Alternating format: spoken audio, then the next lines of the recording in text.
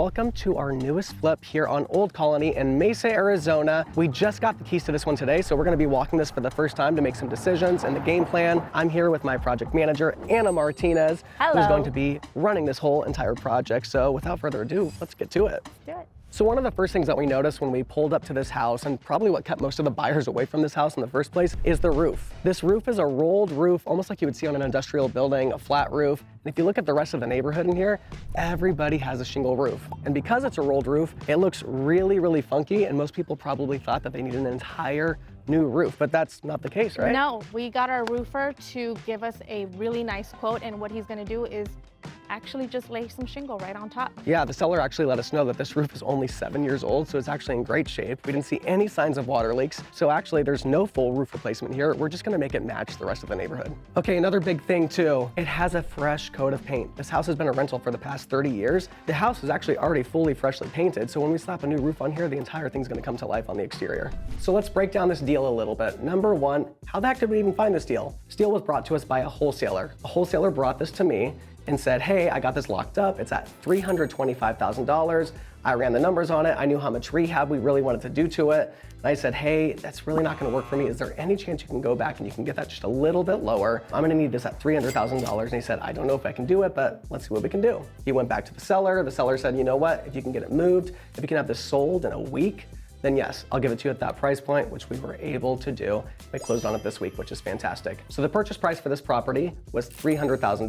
We're expecting to do about $70,000 worth of work to the entire property. 300 plus the 70, that puts us at 370. And we're looking to sell this house for $470. So that's giving us a gross spread of roughly $100,000. So when you first walk into the house, you're met into this cute living room. Not super, super massive, but we have this awesome fireplace here. Again, people love fireplaces. We're gonna make this look cute, doll it up a little bit, and just give this whole area an overhaul. Now, Anna, I know one of the things we were discussing, we were wondering, hey, is this wall load bearing? Because you come in and it's like this section of house. Yeah. And people love an open concept right now. Absolutely. The kitchen's boxed in, there's hardly any light. We will actually be able to blow all this out here to my right. And we will also be opening this up. This is in fact load bearing here, but we'll just be able to pop in a beam in here, open this up, get some nice lighting, and create that open concept that we're talking Now about. I know when I first got into fix and flipping, the word beam scared the shit out of me. That was just the reality of it. I thought it was this big, huge thing. You watch the flipping TV shows and they're like, we're gonna have to put a beam in, and it's like all hell breaks loose with the crews. Is it really that challenging to put a beam in? No, it just varies in size. And in this space here, we're not gonna have to. What do you think that'll add to the budget? A few $100. Really? Yeah. Don't be scared because the TV shows are telling you that it's $5,000 to $10,000 for a beam. So over here on this side, off of the kitchen, we actually have our water heater. This is a brand new water heater installed January 2025. And this is where the laundry hookups were as well. We're gonna open this up so that way it makes the kitchen feel bigger. Now remember, all of this is gonna be blown out as well with that beam. So now we have a huge area that's really connected to the other side of the house, and it feels like there's some flow that actually goes along with the house. That's one of the biggest things that you and I are always looking for, is the functionality and the flow on a project. Flow. We definitely want to make sure that it does flow. Opening this and now opening this side is really gonna provide that. When you are removing existing spaces, you wanna make sure the electrical, the mechanicals of what is existing, you have that in mind. So for example, this brand new water heater, we will have to transfer it over. We've decided we're gonna put it in the storage space that the house has here.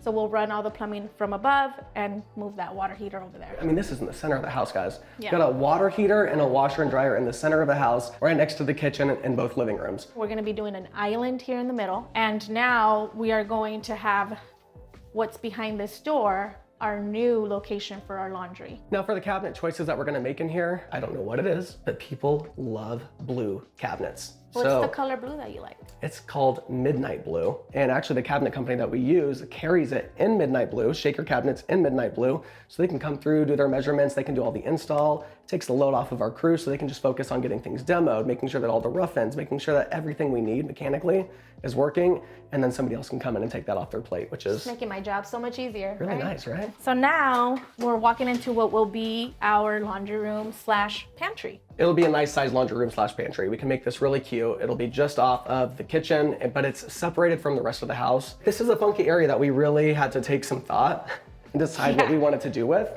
because they made an addition, a permitted addition that slopes like this, but it's permitted. This is a total of 200 square feet.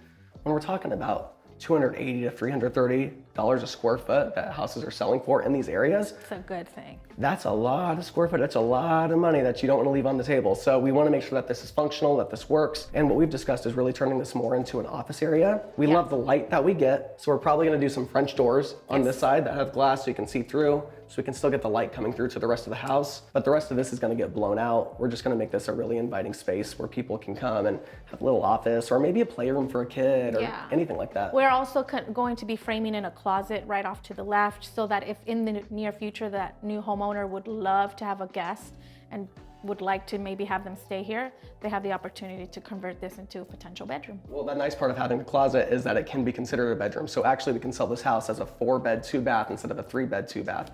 And in the Phoenix market, for appraisal purposes, that's gonna give us an additional $10,000 to $15,000 worth of value. So I would say it's worth the $1,500 worth of framing to put a closet in.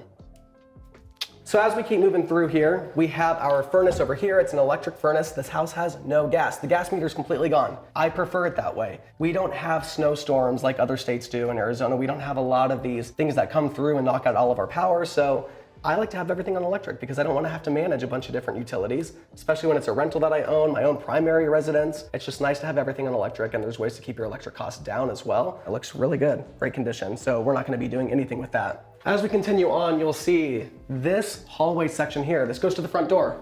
So if you remember, we walked in that big living room area. There was also a hallway if you turn directly to the right from the front door. And this wall right here, this is the wall that we're gonna be completely blowing out. So it's gonna make it way more open. You walk in, you can see directly to the kitchen. You can see this area. It really connects the entire house. So I'm excited to see what that looks like. Let's go into the bathroom here. Some people really like to cheap out on bathrooms. Some people love to overdo it on bathrooms. We really try to find a good middle ground. I don't wanna overdo it too much, but in order to get that high-end luxury feel in an area like this, I'm gonna go ahead and wipe this out. I'm gonna put a new bathtub and I'm gonna tile all the way up. Doesn't need to be an expensive tile, but tile inside the bathroom is gonna give you a very elevated feel, and that's what we're looking for here, so people can feel proud of the property that they're buying. Another way to save costs is reducing the size of this vanity to perhaps a 36 and doing a prefabricated vanity. What does that mean? The vanity comes with a countertop, a sink, sometimes even the faucet is included all in one, already pre-assembled, and all you have to do is pick it up and install it. Something to factor in, because there's a lot of flippers out there, there's a lot of people that say, well, why wouldn't you just paint this? You could, but the cost of painting an entire set of cabinets, let's say it was the kitchen, let's say it's the vanities, whatever the case is, you really need to outweigh what those costs look like, because in order to make this look good with a nice finish, it takes a lot of primer. You want to get rid of some of that wood grain. So you really need to see what the cost looks like, because a lot of times it's going to be cheaper just to go with the prefabricated vanity. A buyer can tell if something's been Everybody painted. knows if it's been painted. Exactly. We've got another bedroom over here. They're bedrooms, guys.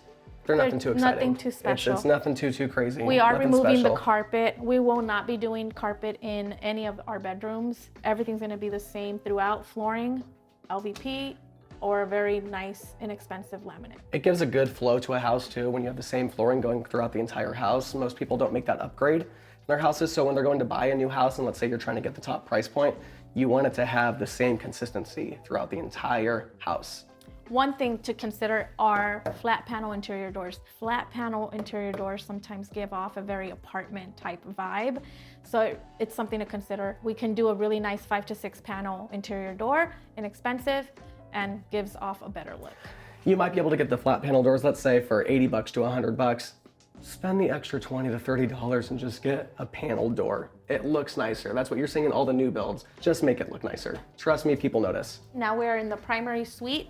It's a really decent size, has a nice walk-in closet. So this home really does come with some good sized rooms.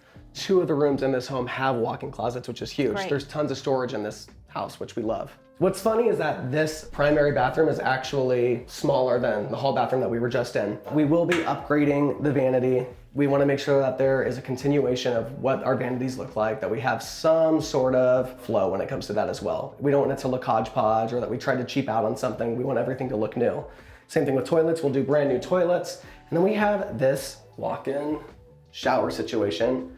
This is a wall that leads to nowhere. It's just wasted dead space. We actually checked on the other side and none of the cabinets go to it. It's literally just wasted dead space. So we're going to be blowing through here, and we are going to be tiling this entire walk-in shower as well.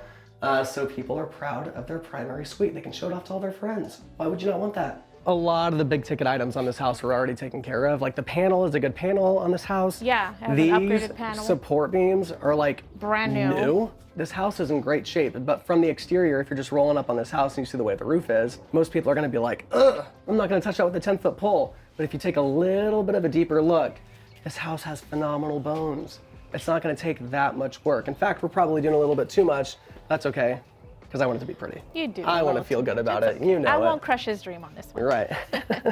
Now, one thing also to recognize as well, landscaping. Landscaping can cost so much freaking money. So I love the fact that this landscaping is nothing. We're not dealing with weeds that are this tall. We're not dealing with 6 cars being parked back here. We're not dealing with an RV. We're not dealing with all the junk that comes with, honestly, the majority of the other houses that we do buy. We're dealing with dirt and an Roots, irrigation trees. system that was already once here.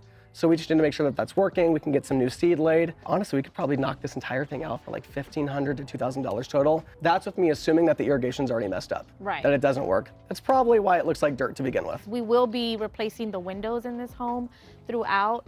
Every single window is a single panel window, and that is obviously something you want to replace and try to provide dual panel windows so that you can have your buyers save some money. FHA buyers, like 9 times out of 10, the single pane windows, these old school windows, they don't actually work. They're not really operable.